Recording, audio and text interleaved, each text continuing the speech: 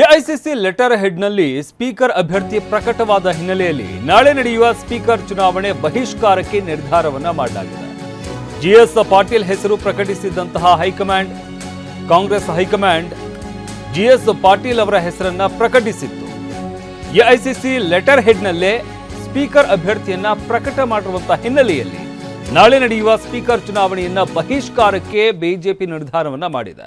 GS Patil ಹೆಸರು ಪ್ರಕಟಿಸಿದಂತಹ Congress high command ಈ ಹಿನ್ನೆಲೆಯಲ್ಲಿ ವಿರೋಧ ಪಕ್ಷಗಳು ನಾಳೆ ನಡೆಯುವಂತಹ ಚುನಾವಣೆಯನ್ನು ಬಹಿಷ್ಕರಿಸೋದಕ್ಕೆ ನಿರ್ಧಾರವನ್ನು ಮಾಡಿರುವಂಥದ್ದು. ಯಾಕೆಂತಂದರೆ ಎಐಸಿಸಿ ಲೆಟರ್ ಹೆಡ್ನಲ್ಲೇ ಸ್ಪೀಕರ್ ಅಭ್ಯರ್ಥಿಯ ಹೆಸರನ್ನು ಪ್ರಕಟ ಮಾಡಿರುವಂಥದ್ದು ಯಾವ ಕಾರಣಕ್ಕಾಗಿ ಮಾಡಿದ್ರು, ಇದು ವಿರೋಧ ಪಕ್ಷಗಳ ಆಕ್ರೋಶಕ್ಕೆ ಕಾರಣವಾಗಿರುವಂಥದ್ದು. ಅದರಿಂದಾಗಿ ನಾಳೆ ನಡೆಯುವ ಸ್ಪೀಕರ್ ಚುನಾವಣೆ ಬಹಿಷ್ಕಾರಕ್ಕೆ ವಿರೋಧ ಪಕ್ಷಗಳು ತೀರ್ಮಾನವನ್ನು ತೆಗೆದುಕೊಂಡಿದ್ದಾವೆ. ಜಿಎಸ್ ಪಾಟೀಲ್ ಹೆಸರನ್ನು ಕಾಂಗ್ರೆಸ್ ಹೈಕಮಾಂಡ್ ಪ್ರಕಟಿಸಿತ್ತು.